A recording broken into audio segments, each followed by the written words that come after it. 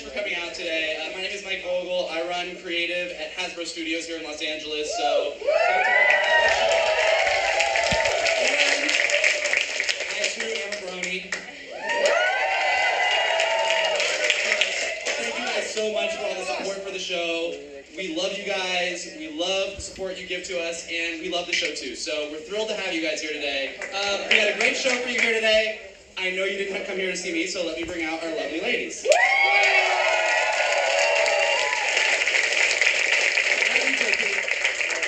So first up, we have our head writer and our princess pony, Megan McCarthy.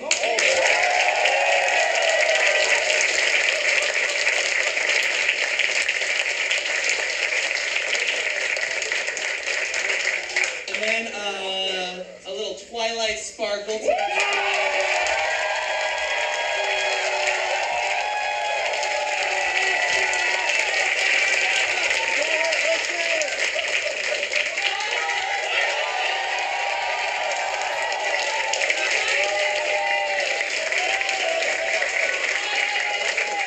Do you want to take a picture and tweet it? Oh, no! Okay, next up, Miss Applejack and Rainbow Dash.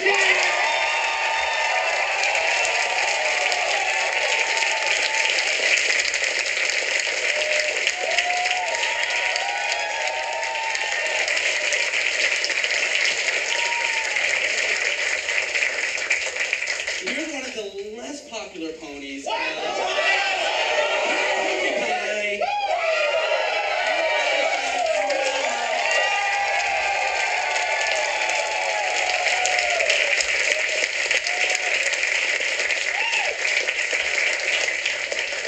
And although she is not a pony, she belches with the best of them, Miss Kathy Westlake.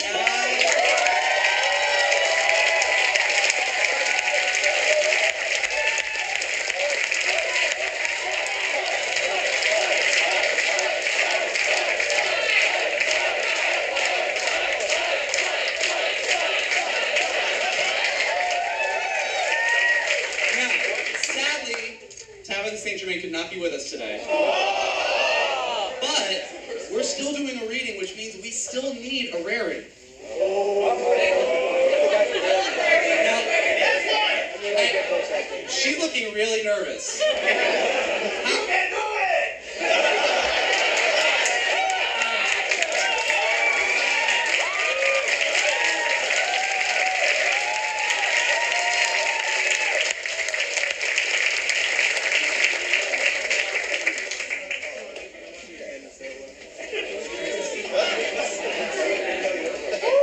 What's your name? Susan. Susan Lukey, the voice of Rarity! And we do have a script for you, so you don't have, although you may have the episode memorized, you actually do get a script.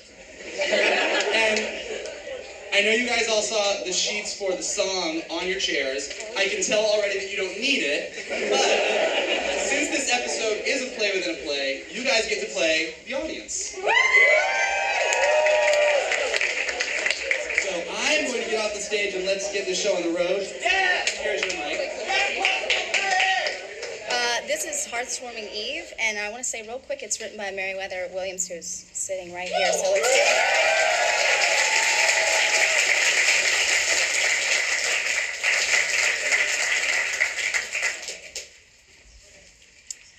Exterior countryside. A train with a wreath attached to the front grille streaks across the countryside of Equestria.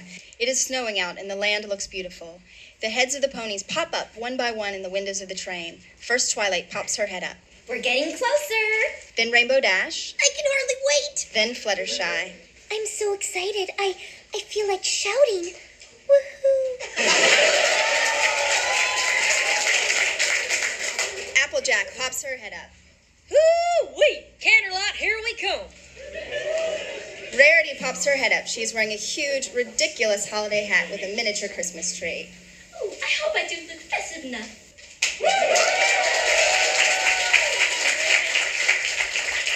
Pinkie Pie pops her head up out of the Christmas tree on Rarity's head. There it is! Candlelight!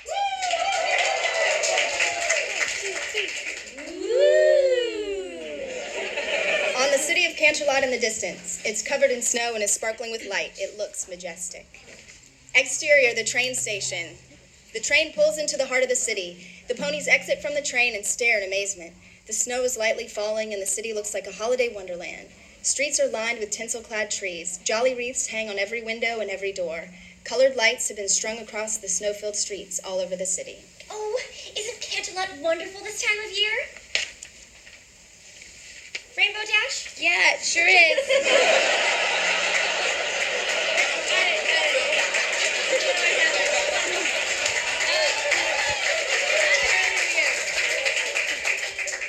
Yeah, I wish it was Hearthwarming Eve every day. There's so much to look at. I feel like my darn eyes are gonna pop right out of my head. I have an idea. Let's play I Spy as we walk. I'll go first. I spy an 8-foot candy cane. On two young ponies licking the sides of the candy cane. Their tongues stick to the candy cane like the frozen flagpole in A Christmas Story. I spy a snow pony. On a snow pony as the ponies walk past. I spy some pony eating a gingerbread house. And it's me!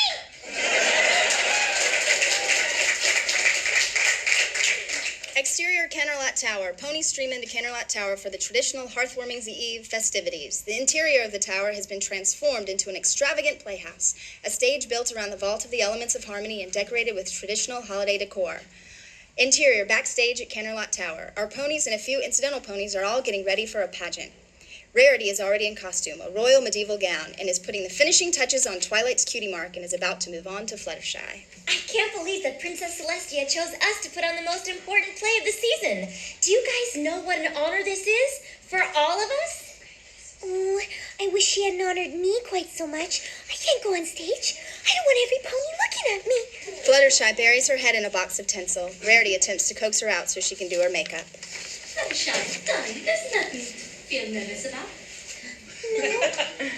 Rarity applies makeup to Fluttershy's face as she speaks. Well, no, we're in Canterlot pageant, the biggest, most important production in all of Equestria. And lots of ponies will come to watch us. Rarity whaps Fluttershy's nose with a big powder puff.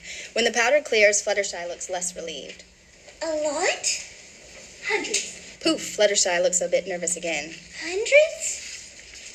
maybe even thousands. Poof, now Fluttershy looks terrified. Thousands? Rarity goes to poof again, but misses as Fluttershy jumps into the box completely so that only her tushy and tail are sticking out. Rarity shrugs and finishes off the pansy cutie mark she had started earlier. Suddenly a cool wind whips up her hair. Oh, my hair, Applejack. Yes, dear, shut those windows, will you? AJ clumsily finishes pulling her costume over her head and gets to it. She passes Rainbow Dash, who is adjusting her helmet. What's with Fluttershy? I can't wait to get on that stage. I can just hear the applause now. Rainbow Dash! Rainbow Dash! Thank you. The Hearth Eve pageant is a reenactment of the founding of Equestria. It's about harmony and friendship. It's not the Rainbow Dash show. Well, maybe it will be after every pony sees my spectacular performance tonight. Before Applejack can scold her further, Spike suddenly enters the backstage area. He's dressed like a Shakespearean bard. Places, every pony. Curtain in 2 minutes.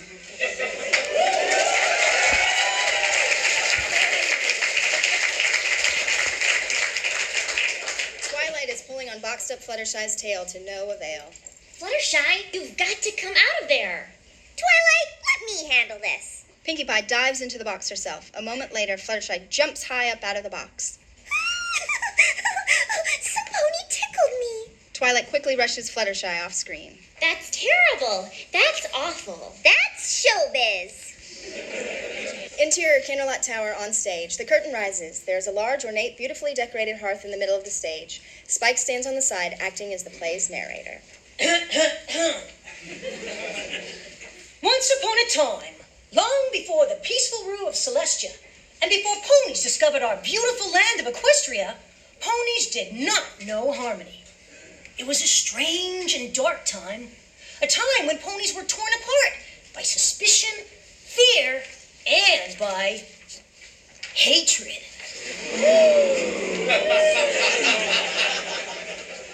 I know, can you believe it? During this frightful age, each of the three tribes, Spotlights. Sorry. Do you want to go on? Do you want to do that little piece in the middle there for you? 'Cause I could go back if you want. Spotlights come up on incidental ponies playing members of each tribe from the past as Spike introduces them. The Pegasus, the unicorns, and the earth ponies cared not for what befell the other tribes, but only for their own welfare. On this sad note, the spotlight disappears. In those troubled times as now, the Pegasi were the stewards of the weather. On stage, the lights come up completely, and two Pegasi portray the Pegasi of yesteryear. The first shakes fake raindrops from a fake cloud, and then the second descends and takes the cloud away, and a fake sun is revealed. But they demanded something in return. Food that could only be grown by the earth ponies. Two earth ponies enter as the earth ponies of yesteryear. A backdrop of a planted field unfurls behind them as they give the Pegasi dirty looks and hand over fake prop food. The unicorns demanded the same in return for magically bringing forth day and night. Two unicorns come on stage. One gets more fake food from the earth ponies, while the second one points her horn up at the sun. The fake sun sets behind the backdrop, and a fake moon rises up. The lighting on stage changes. You see, it was all very tit for tat back then. You get my drift? On the young ponies in the audience nodding, they get it. And so, mistrust between the tribes festered until one fateful day it came to a boil. And what prompted the ponies to clash? 'Twas a mysterious blizzard that overtook the land and toppled the tribe's precarious peace. At this point, snow begins to come down harder and harder. The camera pushes inside the falling snow. The scene wipes and we enter the reality of the play. Exterior Equestria, Earth Pony Village. The falling snow is relentless and the feeling is bleak. Stone homes with thatched roofs peek out from under tremendous snowdrifts. A primitive-looking windmill topples over from the whipping wind. Barns made from sticks collapse under the weight of snow. The normally industrious earth ponies were unable to farm their land. A group of incidental ponies stand shivering around a tiny bonfire, trying to stay warm. The home of the Pegasi fared no better. The clouds rattle and shake, and the incidental Pegasi try desperately to hang on. A cloud statue of a Pegasus warrior crumbles and nearly buries the Pegasi underneath the cloud rubble. A primitive bare-bones ancient medieval castle clings to the side of a mountain. Even the unicorn's magic was powerless against the storm. A ripped and torn unicorn flag flaps in the wind, and eventually the flagpole, and an entire castle peak cracks away from the rest of the castle and falls hundreds of feet below into a snowdrift. We push into the hole in the castle to see a group of incidental unicorns huddling together for warmth. Famished-looking earth ponies dig dead crops out of the snow. Unable to grow new food, the earth ponies kept what little they had to themselves. Others shovel the last of the grain out of a silo. Others stand out in the snow, shivering and frozen in line for the last bits of food left. They look miserable. The earth ponies were freezing. Pegasi and Pre-Cloudsdale cinch their saddle belts. The Pegasi were hungry. Starving Pegasus look at their own wings and takes a bite. Ouch. And the unicorns were freezing and hungry. On a group of unicorns shivering in their castle, their horns are frozen over, their snouts have turned blue and have icicles hanging from them. Their stomachs growl. Angry earth ponies on one side and angry unicorns and Pegasi play tug-of-war over a sack of food as a snowdrift in the foreground gets bigger and bigger and eventually covers them all up. Each tribe blamed the others for their suffering, and the angriest every pony grew, the worse the blizzard became. Truck in on a meeting hall. And so it was decided that a grand summit would be held to figure out a way to cope with the blizzard. Each tribe sent their leaders. Interior Grand Meeting Hall. Ponies of every kind are crammed into every nook and cranny of the hall to listen to the proceedings. The three groups are obviously separated and irritated with each other. A trumpet sounds and all eyes turn to the front of the hall. Out steps Rarity, dressed as medieval royalty and looking particularly haughty. She is followed by several unicorn ladies in waiting as she takes her position at the table. Daughter of the Unicorn King, Princess Platinum. Next, Rainbow Dash makes stiff militaristic entrance, decked out in armor and flanked by several Pegasus guards. They march her to her seat. Ruler of the Pegasi, Commander Hurricane. And lastly, Pinkie Pie, dressed like someone a little too excited about the Renaissance Fair, steps out waving and blowing kisses to the audience. She is accompanied by an Oompa band. leader of the Earth Ponies, Chancellor Puddinghead. The three leaders take their seats very formally. They silently gather themselves and unemotionally prepare for business. Perhaps the three tribes could, finally settle their differences and, agree on a way to get through this disaster? A calm, silent beat, then... It's all your fault! What's your problem? How can you be so sensitive? Commander Hurricane stands up and pounds her hooves on the table, silencing the others. Look! All I want to know is why the Earth ponies are hogging all the food. Us? We're not hogging all the food, you are. Oh, wait, you're right. It's us. Well, it's only because you mean old Pegasus are making it smell like crazy. For the 100th time, it's not us. We're not making it snow. It must be those unicorns. They're doing it with their freaky magic. How dare you? Unlike the Pegasi ruffians, we unicorns would never stoop to such thing. Huh. Well, if you non-Earths aren't going to stop using your weirdo powers to freeze us all, then I'm just plumb out of ideas. What a shocker. An Earth pony with no ideas. Hurricane, please, cause him the insults. You're not the boss of me, you royal snootiness. I beg your pardon. I'm a princess. I won't be spoken to that way. Princess Platinum heads for the door. Mister. I'm leaving first. No, I'm first. The three ponies all arrive in the doorway at the same time and get stuck and start to push and shove each other. Get move your First, out of my way. Suddenly, all three pop out of the doorway and fall face first into the snow. And so, the summit ended in disaster, and the blizzard raged on. Close on a swirling snowflake as it passes in front of the camera, we follow the snowflake up into the clouds. We hear a curious offstage wail in the wind. The snowflake drifts past the faint outline of a misty pony head. A moment later, the body, made of ghost-like wisps of wind and snow, comes into view. We hear another wail from this creature. The ghost-like body twists toward the camera as it wails and rushes forward to fill the screen. End Act 1.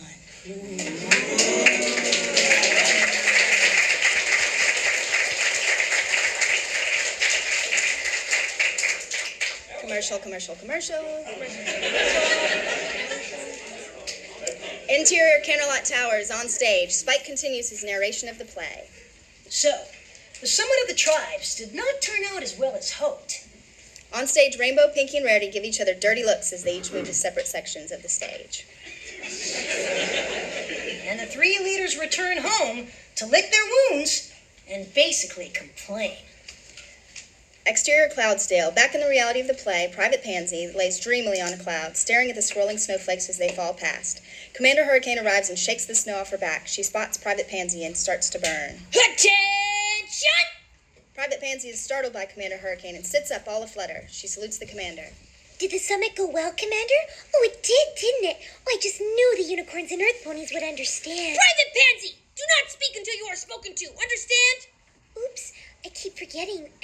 Sir. Yes, sir.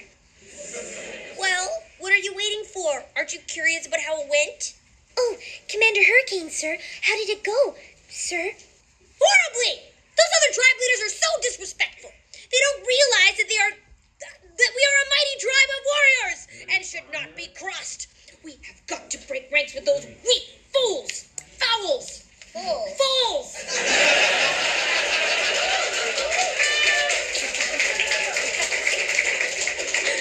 I can read, I swear. Interior Unicorn Castle. The door swings open and Princess Platinum enters, shivering dramatically. Clover, I need you. Twilight arrives. She is dressed in plain robes like a scholarly monk. Yes, Majesty. Did the other pony tribes see reason as I predicted? Oh, my, Your Majesty. You look frozen. Yes, Clover the obvious. I'm frozen. Get my royal blanket, my royal slippers, and something royalty hot to drink. Right away, Your Highness. Clover the Clever sits her down and continues to pamper her while Princess Platinum goes on a rant. Those other tribes are impossible. I, for one, can no longer bear to be anywhere near those lonely creatures. The unicorns are noble and majestic. We will no longer consort with these likes of them. Interior Earth Pony Headquarters. Chancellor Puddinghead enters through the chimney and crashes to the ground. Applejack approaches. She is dressed like a medieval official, but far less obnoxious than Puddinghead. Wouldn't it have been easier to use the door, Chancellor? Maybe for you, Smart Cookie, but I'm a chancellor. I was elected because I know how to think outside the box, which means I can also think inside the chimney. Can you think inside a chimney? I didn't think so. Smart Cookie rolls her eyes. Oh my gosh! Hold on to your hooves. I am just a the first. I have decided that the Earth ponies are gonna go it alone. So you mean the other tribes didn't come around? Shoot. I really thought we could get through to them if we just... Don't worry about them. We don't need those unicorns or those other ponies with the wings. We're the ones with all the food, right? Actually, we're all out. Fine. Then we'll have to go somewhere new where we can grow some new food. And with me as our fearless leader, what could go wrong? Where should I start? The point is... There's a three-way split screen between Chancellor Puddinghead, Commander Hurricane, and Princess Platinum. We must find a new land! We must find a new land. We must find a new land. Exterior stormy sky. It is still snowing heavily. Commander Hurricane zooms into frame and then doubles back. Come on, Private Pansy. Let's get a move on. Hup, one, hup, two. Private Pansy enters frame, timidly flying through the air. Suddenly, a lightning bolt flashes and nearly strikes her. Terrified, she jumps into Commander Hurricane's arms, who immediately shakes her off. Get a hold of yourself, Private. We cannot let anything distract us from this mission at hand. To find, and if necessary, conquer a new land. Conquer, sir? That's right. We must be prepared to fight for our lives at any moment. You never know where enemies might be lurking. Commander Hurricane flies, craning her neck all around, searching for enemies. Oh, I don't see any enemies, Commander. Just snow. Ah! Who's that? Commander Hurricane attacks her own shadow, which really just looks like she's wrestling a cloud. Get back here! Private Pansy nervously looks behind her to see if there's anyone there. She sees her own shadow and is terrified.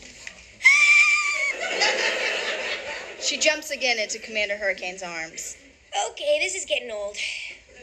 Exterior, snowy wilderness. Clover the Clever forges the way through a snowy wilderness, pushing branches aside for Princess Platinum. Platinum holds her royal gown high up so she doesn't get it wet. This is simply taking forever. My hopes are killing me. How long you have been walking for? About 5 minutes, Your Highness. I never imagined finding a new land would be so hard. But still all would be worth it. Don't you agree? Well, if you really want to know, I actually think that the 3 tribes could have tried harder.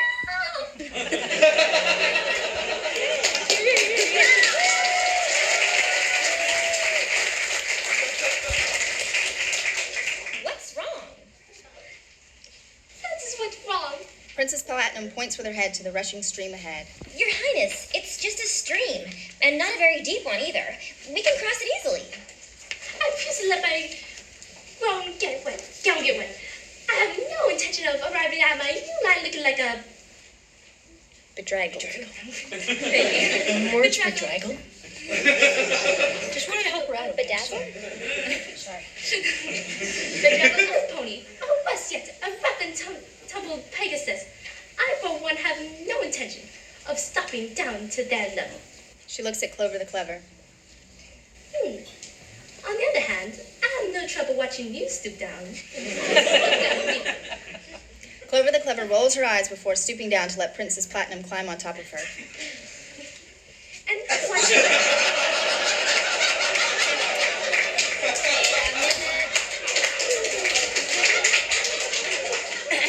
Clover the Clever begins to slowly cross the stream under the weight of Princess Platinum. And do watch the gown, darling. It's worth more than all the books in your library. Exterior, different part of the snowy wilderness. Chancellor Puddinghead leads Smart Cookie through a different patch of snowy wilderness. There's a large map hanging from a clip that is attached to a hat on the Chancellor's head. The map is upside down, and there are 3 big circle holes that have been cut out. Yes, this is definitely the right direction. I think we've been here before, Chancellor. It feels like we're going in circles. On the map, Chancellor Puddinghead's eyes fill up 2 holes in the map, so she is literally looking right through it. Her snout jets out through the other hole. That's impossible. Are you suggesting that I'm reading the map wrong? Absolutely not, Your Chancellorness. It's just that there are holes in the map and... Of course. How else could I see where I was going? Or talk. I need to be able to talk. I mean, how will you survive if I just suddenly shut up? Heaven forbid that should happen, Your Chancellorship. It's just that the map is also upside down. I got a news flash for you, Cookie. The Earth is round. There is no up or down. Oh, you're right. It's such a relief to me that you're in charge of that map. Relief? Ah, you don't need relief. If any pony needs relief around here, it's me. I'm the Chancellor. I'm a big shot. You're just my, Secretary? whatever. You take the map. She She rips the map off her head hat clipboard with her mouth and thrusts it on Smart Cookie's face. Well, I enjoy some relief. Yes, Chancellor Puddinhead. Interior Canterlot towers on spike as he continues to narrate the play. And so each leader encountered obstacles along the way, but eventually they all arrived in a new and wondrous land. No pony had ever seen paradise before. We push in on the sudden until it becomes reality, and we're looking at the real Equestria. Majestic mountains, a green and lush valley, perfectly fluffy white clouds, and sparkling sunshine. It's stunning. Exterior clouds. Commander Hurricane and Private Pansy jump up and down on a perfect cloud like it's a trampoline. We found it! This is the new land we've been searching for! What a view. I can see my future house from here. Exterior mountains. Princess Platinum stands on a mountainside. There are gems embedded everywhere in the mountain. Clover the Clever is toiling to make a pile of gems in front of the princess. I've never seen such gems. Princess Platinum lifts a ruby to her eye. This ruby is dazzling. This whole land is dazzling. I'm double dazzled. She faints. Exterior valley, close on Puddinghead as she looks around. The air, the trees. Widen to reveal that Puddinghead is sitting on a big pile of dirt. Smart Cookie is behind her. The dirt. This dirt is the dirtiest dirt in the whole dirt world. And fertile, too. Perfect for growing food. Three-way split screen. The three leaders each pull out a flag, the flag of their tribe. Simultaneously, they declare. 1, 2, 3. We found our new home. Exterior grassy neutral spot, Equestria. Commander Hurricane, with Private Pansy standing nearby, plants her flag into the ground. In the name of the Pegasi, I proclaim this land to be Pegasopolis. Exterior similar grassy neutral spot, Princess Platinum, with Clover the Clever standing nearby, plants her flag into the ground. In the name of unicorns, I hereby dub this land Unicornia. Exterior similar grassy neutral spot, Chancellor Puddinghead, with Smart Cookie standing nearby, plants her flag into the ground. In the name of the Earth Ponies, I think I'm going to call this new place Dirtville. How about Earth? Earth! Congratulations to me for thinking of it. Then we pull out to reveal that the three flags are only feet apart. All three tribes have claimed the same land as their own. The leaders all stare at each other. I planted my flag first. Did not. Did too. I planted mine earlier than first. Unicornia. The name is Pegasopolis. The three leaders get more and more in each other's faces as they continue to argue. Earth! Pegasopolis! Unicornia. Their subordinates look on confused and kind of embarrassed, smiling and shrugging sheepishly at one another behind the leaders' backs. We came all this way to get away from unicorns and earth ponies. So did we. Aha! That proves it. Even you can't stand the unicorns. I say we fight for the land. May the best pony win. Commander Hurricane prepares to fight. That's my bag. I'm a Princess Clover the Clever. Throw that brute into the dungeon. What dungeon? Look, perhaps if we just all calm down. I agree. Let's all calm down. I vote for calm. I'll have you court-martialed for insubordination, Private. I say we settle this on the battlefield. Suddenly, a snowball zooms through the frame and smashes smack into Commander Hurricane's face. Princess Platinum laughs at Commander Hurricane as she wipes snow from her face. A second later, she gets hit in the face with one too. Commander Hurricane laughs at Princess Platinum. Dare throw a snowball at royalty. We pan over to reveal that Puddinghead, standing in the follow-through position of a baseball pitcher, standing beside a pile of pre-made snowballs. Wait a minute. Where did all this snow come from anyway? Then we pull out to reveal that there is snow all around them. We hear the mysterious wail from earlier. The snow is coming down harder than ever before. Oh no, not again. End Act 2.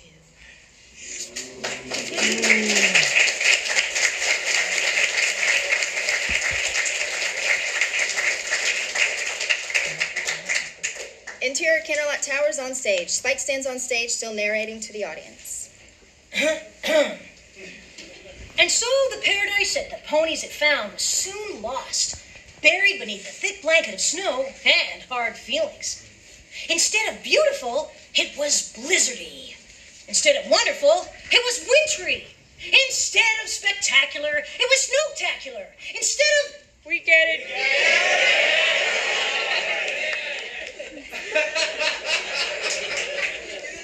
Yeah, whatever. Every pony was forced to seek shelter. They searched high and low, but the only shelter for miles was a cold and desolate cave. A painted background of a cave replaces the winter scene. The camera pushes in on the cave, and we are once more in the reality of the story. Interior cave. All three tribes are inside one small cave. The three leaders scowl and pout. Their subordinates merely look awkward and uncomfortable. And of course, the three tribes had to share it. And no pony was too happy about that. Please, Commander Hothead. It's Commander Hurricane. Please, Commander. Could you just stand back and give me my royal space? Commander Hurricane takes a step forward so they are nose to nose. You mean like this, Your Highness? Indeed not. You should see the invisible line. She draws a wide invisible line all around her with her hoof.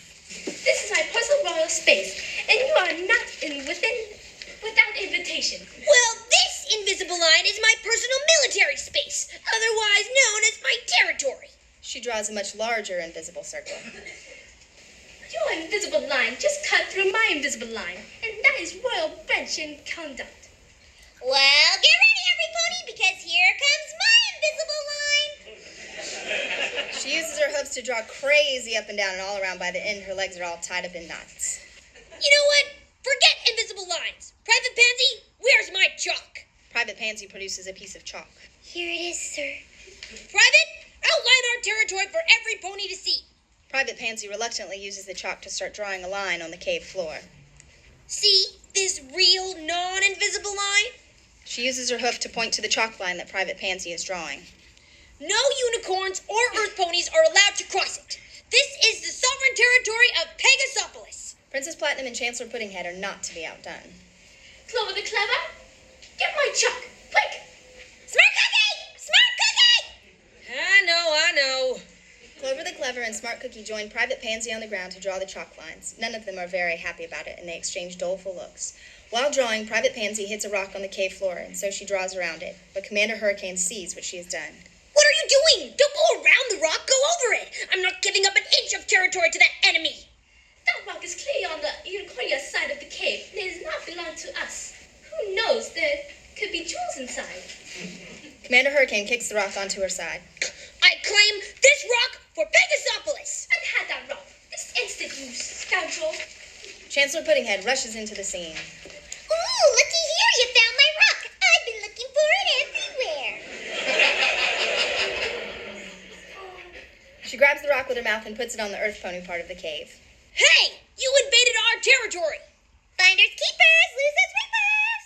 That rock was ours first, and I'm taking it back. Commander Hurricane starts to march across her line. Who's invading now? She invaded us first. Chancellor Puddinghead picks the rock up in her mouth again and jumps over the line into the unicorn's territory and back again. She drops the rock from her mouth. I just did it again. That's the last straw. Commander Hurricane sees red and crosses out of her territory. Give me my rock. She crosses the line too. Soon all three of them are crossing and recrossing their lines, basically chasing each other in a circle.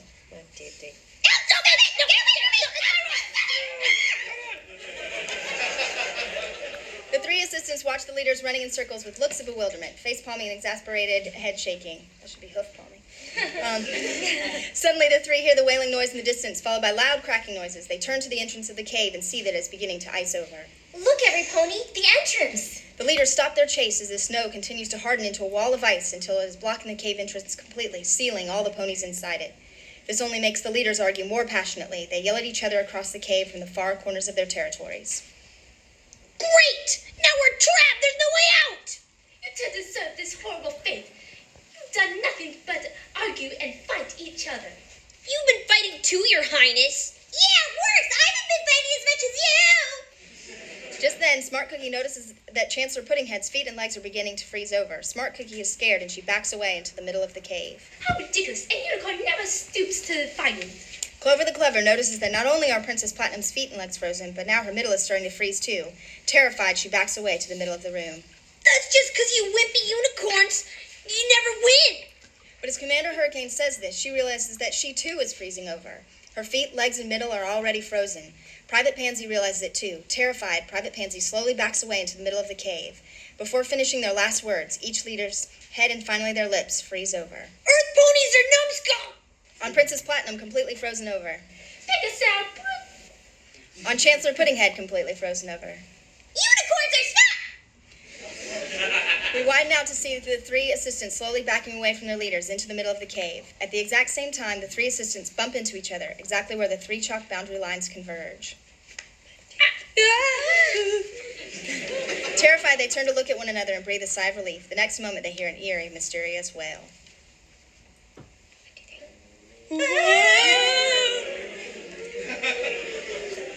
This time they instinctively grab for each other and huddle together, petrified of the wail. They start to shiver worse than we've ever seen before. The teeth chatter, their faces turn blue, and icicles drip from their snouts. It is clearly the coldest it can possibly get.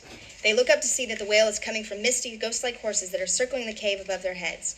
We see only their heads and indications of their galloping hooves. Their manes flow out behind them like long spectral trails filled with snow.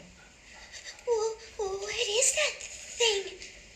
They must be Wendigos. Wendigos? My mentor Star Swirl the Bearded taught me about them. They're winter spirits that feed off fighting and hatred. The more hate the spirit feels, the colder things become. With this explanation, Smart Cookie has a sad realization. Then it's our fault. We three tribes. We brought this blizzard to our home by fighting and not trusting each other. Now it's destroying the land, too. We caused this. Private Pansy and Clover the Clever sink with understanding. And now our bodies will become as cold as our hearts, all because we were foolish enough to hate. There is no noise except the Wendigo's wail and the crackling sound of the encroaching ice inching towards their hooves. Well, I don't hate you. I actually hate Commander Hurricane a lot more than I hate you guys. Actually, I don't really hate her. I just really dislike her.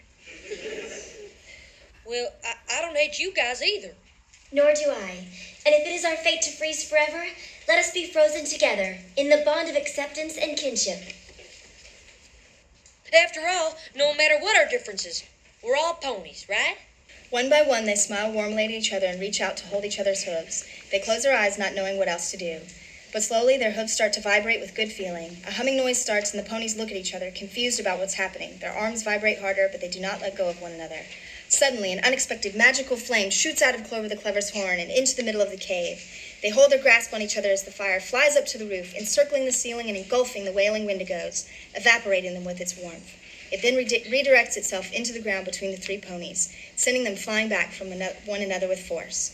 As they recover, Private Pansy's face turns from blue back to its normal color. The icicle hanging off Smart Cookie's nose melts away. Clover the Clever unwraps her scarf from around her neck. After a beat, they approach the flame, which floats in midair just above the spot where the three chalk lines converge. What was that? I didn't know unicorns could do that. I didn't know either. Nothing like this has ever happened before. But I know it couldn't have been just me. Clover reaches out for her new friend's hooves, same as before. It came from all three of us, joined together, in friendship.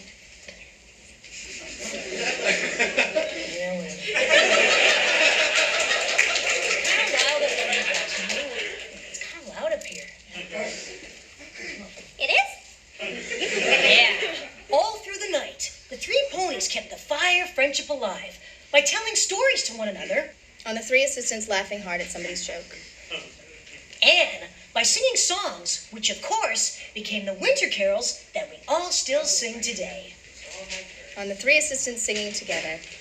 Eventually, the warmth of the fire and the singing and laughing reached the leaders, and their bodies began to thaw.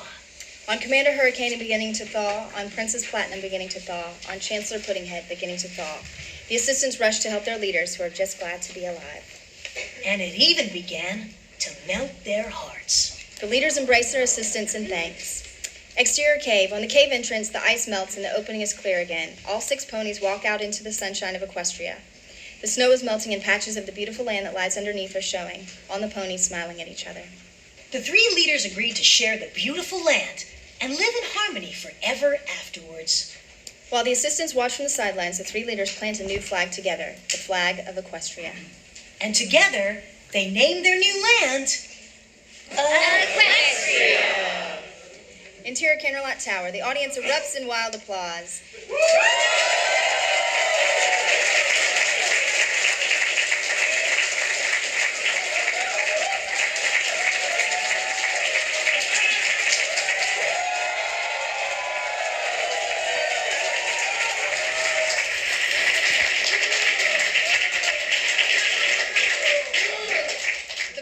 all gathered, still buzzing with the excitement of the show. Oh, I can't believe I made it through the whole thing. To tell you the truth, neither can we, but you did a great job. The curtain opens again and the ponies all rush out for their encore bow. Interior Counterlot Tower on stage. This time Spike joins the ponies as they all bow together.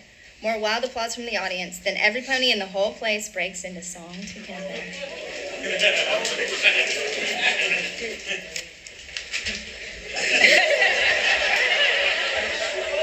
2, 1.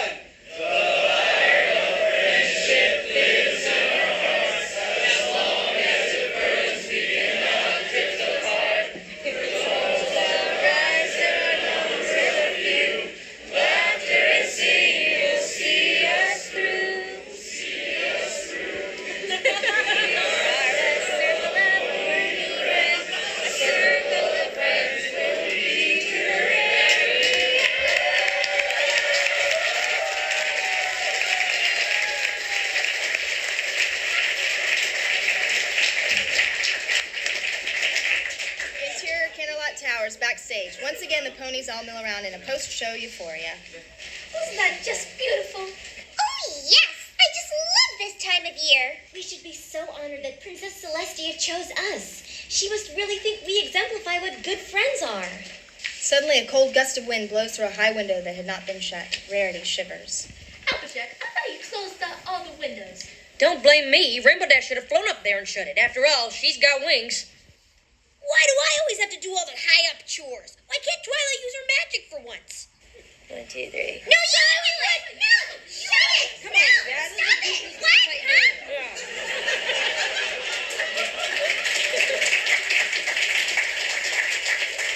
Suddenly, they all hear the eerie wail of a distant Wendigo. They all look at each other, a little spooked. You know what? I got it. They all share a laugh as we fade out.